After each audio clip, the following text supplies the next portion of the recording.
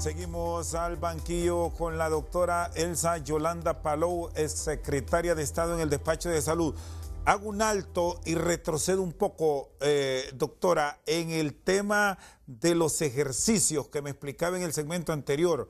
Hay muchos pacientes positivos por COVID, los asintomáticos o aquellos que están positivos y no sienten nada.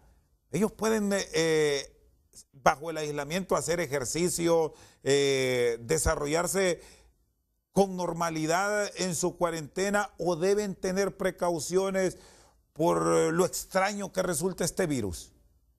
No, ellos, por supuesto, no podrán hacer el 100% de su rutina de ejercicio que estaban acostumbrados a hacer. Pero si está en cuarentena, no tiene neumonía, no tiene síntomas, puede intentar durante su cuarentena hacer ejercicio hasta donde su organismo lo tolere, sin llegar a tener cansancio o dificultad para respirar, o si siente molestia, entonces se detiene. Pero hacer parte de su rutina de ejercicios lo ayuda inclusive mentalmente y físicamente a sentirse mejor. Sí se puede hacer, ¿verdad?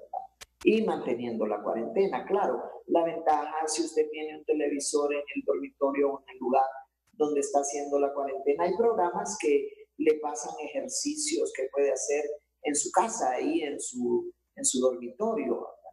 Sin necesitar equipo para hacer ejercicio. Y eso lo ayuda a mantenerse físicamente y a sentirse mejor. ¿Qué de la alimentación, doctora? Porque este es otro punto clave en ese proceso de recuperación. ¿Cómo se debe manejar el paciente? Bueno, fíjense que uno pierde bastante el apetito, ¿verdad? Usualmente con esta enfermedad y después en el proceso de recuperación. Lo ideal es tratar de tener una comida sana, una comida que incluya todos los grupos alimenticios. La proteína, el hidrato de carbono, la grasa en la cantidad adecuada. En un plato de comida sano, idealmente, la mitad de ese plato debería ser vegetales o ensaladas. En la otra mitad, un cuarto podría ser la proteína, una carne, un pollo, un pescado, y el otro cuarto un hidrato de carbono. Y esto sirve para aconsejar a la población. Tenemos muchos pacientes diabéticos que además tuvo COVID, o pacientes que tienen otros problemas médicos. Tratar de no combinar los hidratos de carbono. Si va a comer arroz, que no coma papa. Si va a comer espagueti, que no le agregue arroz o que no coma pan, porque todo eso es hidrato de carbono y no deberíamos de combinarlos. Entonces, la comida sana lleva la proteína, el hidrato de carbono, y lleva los vegetales, y lleva las ensaladas, a grosso modo. Por supuesto, si uno ya tiene problemas de obesidad o problemas de desnutrición, el consejo de un nutricionista es lo idóneo. Lo que yo acabo de decir es así en términos generales para una alimentación sana que nos puede ayudar a todos. ¿Cómo ha recibido la comunidad científica y los médicos a nivel del orbe? Usted, como una investigadora, como una docente al mismo tiempo y formadora de médicos, doctora, el anuncio de Rusia, ya está la primera vacuna, e incluso hoy han adelantado que hay otras pruebas para otra vacuna. ¿Qué consideraciones puede compartir con nosotros? Es interesante, mire, hay más de 174, usted sabe, empresas, organismos que estaban trabajando en vacunas, habían más de 73 en fase preclínica y teníamos 7 a 8 entrando en tercera fase, estudios de tercera fase que son ya en poblaciones grandes. Las vacunas que más se acercaban era la vacuna de Oxford, la vacuna de China, la vacuna también de Estados Unidos, Moderna, y la rusa.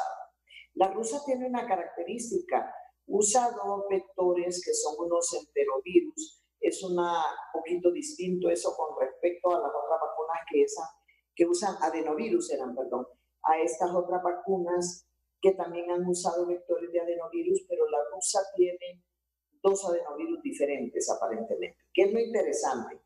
Se supo de estudios de primera y segunda fase, se supo que les había ido bien, pero no se conocían detalles en realidad de cómo funcionaba la vacuna. No había habido mucha comunicación en la literatura científica sobre eso. La tercera fase, yo desconozco los resultados de los estudios de la tercera fase. A mí me da la impresión que la tercera fase pareciera que se estuviera haciendo con la mayor parte de la población rusa, porque se ha anunciado de que ya está disponible la vacuna y de que ya se va a empezar a vacunar a la población. Sin embargo, todavía no ha aparecido en forma masiva en la literatura médica los resultados de la fase 3 de la vacuna rusa. Creo que vamos a ver qué tal funciona en la mayor parte de la población rusa la vacuna. Ojalá Dios quiera que sí funcione, porque eso sería fabuloso, ¿verdad? El mundo tendría ya la posibilidad de una vacuna que ayude a resolver el problema de esta pandemia. Con este antecedente que me expone, ¿usted recomendaría al Estado ya ir buscando acercamientos al gobierno ruso para obtener este fármaco, para obtener esta vacuna en este caso? ¿O hay que tener las reservas del caso, esperar qué ocurre en los próximos días cuando otros grandes laboratorios den a conocer sus resultados? Ya me hablaba de lo que pasa con Moderna, con lo que pasa con los laboratorios que están trabajando con la Universidad de Oxford. ¿Recomienda calma o ir a Rusia a buscarla? Yo recomendaría un poco de calma, esperar unas semanas y ver qué pasa con la vacuna rusa, ver cómo está la detección de anticuerpos en la población que se vacune, ver qué tanto puede disminuir la incidencia de casos nuevos. Y además, hasta donde yo entiendo por las publicaciones internacionales que han habido, hasta después del 2 de noviembre el gobierno ruso tiene planificado poner la vacuna a disposición del mundo entero. Entonces, de aquí a esa fecha, pienso que uno puede estar pendiente y observar los resultados de la aplicación de la vacuna. Claro, si los resultados son buenos, uno no esperaría el 2 de noviembre para acercarse, ¿verdad? Puede hacerlo desde antes. Pero sí creo yo que tenemos que en las próximas semanas estar muy pendientes y observar el resultado de la aplicación de la vacuna rusa. ¿Cómo observa, doctora Palou, cómo observa el comportamiento o el nivel de contagio en el país a hoy, mes de agosto? Yo recuerdo que usted hablamos en HRN allá por enero, febrero, y nos decía que iban a llegar momentos difíciles. ¿Ahora es un momento difícil? Sí, sí es un momento difícil. Ahora, nosotros tenemos que decir, los modelos matemáticos planteaban que el peor de los escenarios iba a ser mucho peor que lo que estamos viviendo ahorita en los modelos matemáticos. Ahorita nosotros si comparamos cuál era el nivel de contagio en abril a el nivel de contagio en agosto, ha habido un incremento definitivamente. La mayoría de los municipios en Honduras están arriba de 1,000 casos por millón de habitantes. Y tenemos que cerca de, hay un aumento de incidencias de desde un 13% en abril, 13-14%, hasta más de un 30% actualmente en agosto. Y estamos viendo que ya estamos mucho más arriba de los 40,000 casos y casos confirmados, teniendo claro que no se está haciendo el número de pruebas de laboratorio suficiente.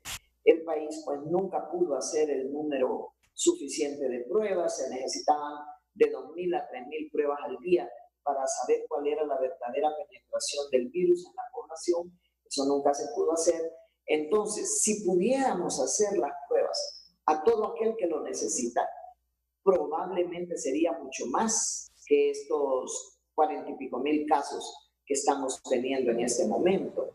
Más más de las 1.480 muertes, probablemente también, porque hay casos que no lograron llegar a los hospitales también, ¿verdad? Y recuerde que hay casos que han quedado como sospechosos, porque se le hizo hisopado nasofaríngeo y nunca se obtuvo el resultado, o se perdió, o llegó mucho tiempo después, o no siguió el canal adecuado, etcétera, etcétera. Entonces, ¿qué está pasando? ¿Por qué sí hemos tenido ya un repunte importante de casos de fallecimiento? Somos el país número 48 en nivel de contagio a nivel mundial. ¿Y por qué no estamos peor? Bueno, hay varias cosas interesantísimas, ¿verdad? Fíjense que se han hecho varios estudios que dicen que los países donde se usó la BCG, que es la vacuna contra la tuberculosis, tienen menores índices de mortalidad. Aquí se ha aplicado BCG, porque éramos un país con tuberculosis a nivel intermedio y por tanto uno de los países que aplicaba la vacuna BCG. Eso podría estar relacionado. También se ha mencionado lo del uso de la vacuna MMR, sarampión, rubiola, paperas, que se usa comúnmente en el país, que también puede tener un cierto nivel de protección a través de la estimulación inmune.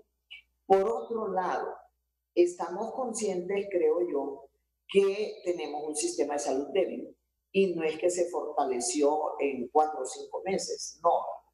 Pero creo yo que el hecho de la apertura de los centros de triaje ha ayudado. Nosotros la propusimos en la plataforma Todos contra el COVID desde el mes de marzo. Propusimos que se abrieran los centros de triaje, propusimos que se hicieran visitas domiciliarias para detectar casos, hacerle las pruebas en la casa, incluido el hisopado nasofaríngeo, y poder dar tratamientos.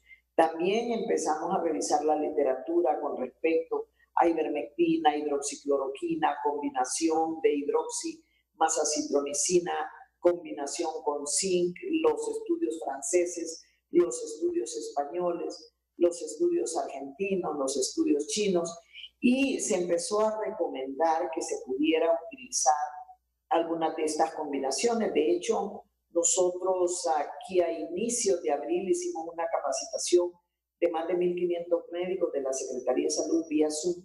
Lo hicimos con el doctor Valerio, el doctor Díaz en la plataforma, hablando ya del uso de esto. Creo que ha ayudado. De lo contrario, tendríamos una mortalidad mucho mayor que la que estamos teniendo ahorita. Pero se necesita seguir haciendo más. ¿Cómo qué? Como esforzarnos por tratar de tener todas las pruebas que necesitamos. Doctora, tener el equipo de protección personal y los medicamentos. ¿le parece si vamos a una pausa y luego continuamos con esta explicación y este modelo matemático que nos está reflejando en cuanto al número real que encontramos allá tierra adentro y en la calle de contagios frente a lo que nos propone y nos dice a diario SINAGER? Después de la pausa seguimos con la doctora Elsa Palou.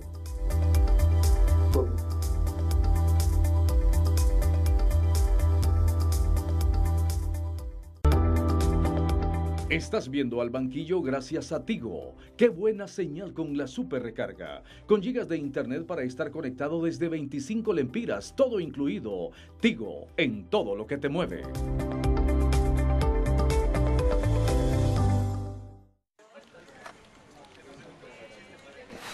Como quisiera que alguien me llevara cargada a la oficina.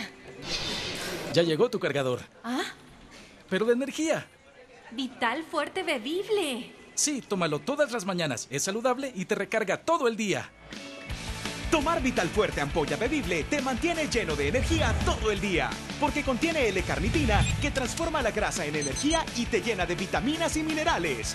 Toma Vital Fuerte ampolla bebible. En Popeyes queremos que disfrutes al máximo del sabor de Luisiana, con nuestros super packs de 8 piezas de pollo con 4 complementos, de 10 piezas con 6 complementos, de 12 piezas con 8 complementos y de 14 piezas con 10 complementos. Todos incluyen biscuits y refrescos, desde 379 lempiras. Entre más piezas lleves, recibe más y mejores complementos para compartir con toda la familia. Déjate acompañar con nuestro sabor cajún. Popeyes, amo ese pollo. Pídelo por autoservicio para llevar o por tu app de delivery.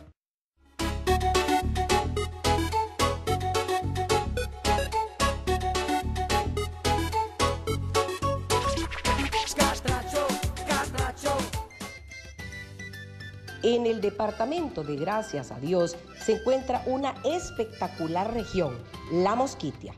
Esta es una extensa zona de bosques y manglares y una de las reservas naturales más grandes de Centroamérica. En su interior sobresale de manera impresionante la biosfera del río Plátano, que desde 1982 fue declarada Patrimonio Mundial de la Humanidad por la UNESCO. Es con mucho orgullo que la llamamos el Amazonas Catracho. Arqueológicamente cuenta con vestigios importantes como la Ciudad Blanca. Su biodiversidad es amplia. Se han logrado identificar especies únicas, exóticas en su estado silvestre. Esta joya es nuestra y es por eso que las instituciones gubernamentales están en el deber de protegerla ante todas las amenazas que existen.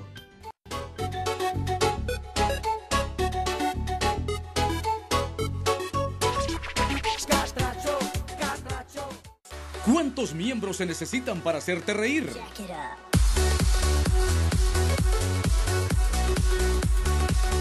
¿Quieres conocer más a los hombres? Todos los sábados a las 11 de la noche. No te pierdas Miembros al Aire por TSI. ¡Saludos, Honduras! ¡Vámonos! Miembros al Aire, todos los sábados a las 11:30 de la noche por TSI.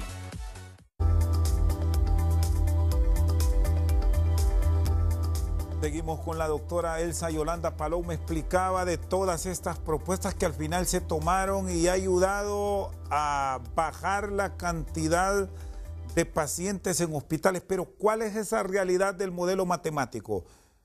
¿Hay más en la calle que lo que en realidad nos reportan, doctora?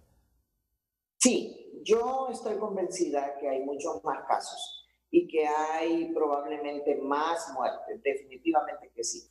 ¿Por qué? Mire, nosotros encontramos en abril un 19% de positividad de las pruebas PCR que se toman. Y al mes de finales de julio esto había subido a un 40% de las pruebas que se toman de PCR que salían positivas. Ok. Pero ¿a quién se le toman PCR? Se le toma PCR a las personas que tienen síntomas, ¿verdad? Generalmente.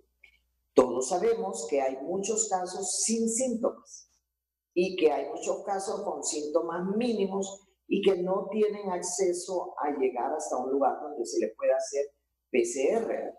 Si yo me pongo a pensar, ok, si le pudiéramos hacer PCR a toda la población hondureña, y estamos teniendo en forma constante que más de un 30% de las PCR que se hacen salen positivas. Digamos que eso es mucho. Digamos que le pudiéramos hacer a los 8 millones de hondureños que vivimos en Honduras, porque hay 1 millón fuera, le pudiéramos hacer PCR a todos y que un 10% nos saliera positivo. ¿Cuánto sería el 10% de esos 8 millones? Son que como 800,000 personas que saldrían positivas. Sabemos que el 80% de estas personas, 85%, o no van a tener síntomas o los síntomas van a ser muy leves. Pero sabemos que de un 10 a un 15% va a necesitar de hospital. Y esto es cerca de 100,000 personas que podrían necesitar de hospital. Y sabemos que un 3 a un 5% va a necesitar de UCI. Eso sería como 3,000 a 5,000 personas que irían a necesitar de UCI. Y nosotros no tenemos esa capacidad. No tenemos la posibilidad de tantas camas. Entonces, sabiendo esos números, lo que se planteaba es, tenemos que buscar la manera de aplanar un poco esa curva, de que no sea una subida tan abrupta. Tuvimos una subida abrupta más o menos después de la primera apertura, pero siento yo que hemos aprendido un poco la lección y en esta segunda apertura, que yo soy de las personas que piensan que es necesaria, porque la situación económica de Honduras no aguanta para seguir manteniendo una cuarentena muy estricta. Vamos a tener que escoger entre morirnos de COVID o morirnos del hambre. Entonces, ni modo, ¿verdad? Siento yo que hemos aprendido un poco más la lección y que la población está cumpliendo un poco mejor de las medidas de bioseguridad, porque como hondureños necesitamos aplanar esa curva. ¿Para qué? Para darle chance a la gente que no colapse hospitales, que no colapse los centros de triaje y que se pueda atender de mejor manera a todas las personas. Doctora. Y poco a poco hemos ido viendo eso. Hemos ido viendo que los centros de triaje han ayudado a descongestionar un poco más los hospitales. Y si vamos a la casa de la gente, vamos a ayudar a descongestionar a los centros de triaje. Y si todos los hondureños colaboramos en medidas de prevención, podemos intentar aplanar aún más la curva.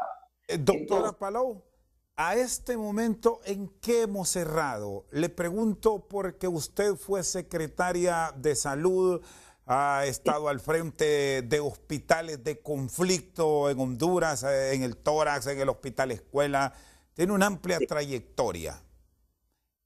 Esto que ocurrió de confiar a una entidad que no tenía nada que ver con salud, ¿cómo lo valora? Creo que eso es uno de los desaciertos. Yo considero que han habido aciertos y desaciertos. ¿Cuál fue un acierto? El haber puesto la cuarentena el 13 de marzo, cuando hubieron otros países que lo hicieron después. Eso estuvo bien, ayudó a que no tuviéramos los números catastróficos que mirábamos venir.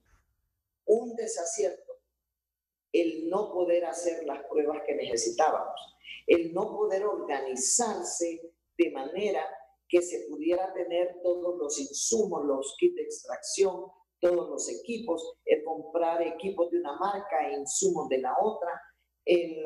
Eso fue un desacierto. El otro, y sigue siendo un desacierto, porque no podemos llegar a ese número de pruebas. La compra de los hospitales, en realidad, si se hubiera hecho correctamente y si hubieran llegado a tiempo, creo que eso habría ayudado. ¿Por qué habría ayudado? Acuérdense que la pandemia ha pasado por etapas. La primera etapa, febrero, marzo, era la etapa en donde teníamos los datos de China, no teníamos los resultados de autopsia de Italia, de España, de Estados Unidos. Se pensaba que el manejo de esto era solo acetaminofén, y después el uso de ventiladores mecánicos. Y entonces estaba la idea aquella que ocupábamos un montón de ventiladores mecánicos y un montón de camas de UCI. La compra de hospitales se hace por esa época. Si hubiera sido bien hecha y si hubieran llegado a tiempo, habrían ayudado porque el país no tiene suficiente número de camas, ya lo sabemos. Pero ya sabemos que se hizo mal, ya sabemos que no están llegando a tiempo. Eso fue un gran desacierto. Otro aspecto importante, llegan las autopsias de Italia, llegan los conocimientos que lo que mata realmente no es el virus, sino la inflamación que se produce en los pulmones, la hipercoagulabilidad que tenemos en los pulmones, esa hipercoagulabilidad, esa hiperinflamación, y viene el uso de los antiinflamatorios, de los esteroides, de los anticoagulantes, que se necesitaban tener en las cantidades adecuadas, ¿verdad? Y inicialmente no se tenían. Aún ahora nosotros escuchamos siempre que existe déficit de algunos medicamentos, de algunos equipos de protección personal también. Entonces, además de insumos y de medicamentos. Eso es otro desacierto. Yo no sé, pero a mí me parece interesante que habiendo un Ministerio de Salud, tenemos al ministro de Relaciones Exteriores manejando la pandemia, tenemos a un viceministro manejando el norte, a una exministra manejando la región central. Yo creo que lo están haciendo bien, pero eso nos evidencia un fraccionamiento a lo interno. Yo creo que a lo interno de la Secretaría no ha habido la coordinación suficiente y eso nosotros lo hemos señalado desde la plataforma muchas veces. También ha habido descoordinación entre la Secretaría, SINAGER. Por supuesto que aunque digan no, sí nos coordinamos bien, pero lo que uno está viendo es que no hay realmente una coordinación. Miremos el tema de las pruebas de laboratorio ahorita, ¿verdad? De las 250,000 pruebas famosas, que se supone que están ahí desde cuándo, desde mayo mencionan algunas de las autoridades, que están ahí sin que se haya podido resolver ese problema. Se necesita que vaya gente que conozca de biología molecular y pruebe cada uno de esos lotes, porque podría suceder que algunos todavía pudieran usarse. No puede ser que las cosas se pierdan así nomás. Bien. Y no puede ser también que el dinero de los hondureños, que todos aquellos que pagamos impuestos y nos cuesta ganar nuestro dinero trabajando un montón de horas al día, se pierda de esa forma.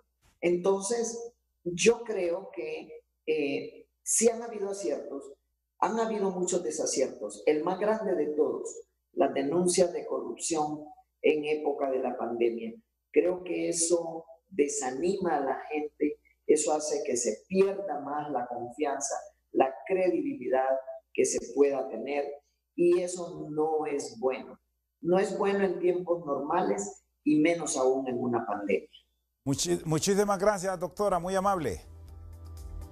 A la orden. Fuerte abrazo, la doctora Elsa Yolanda Palou, esta noche con nosotros al banquillo. Por su sintonía, muchas gracias.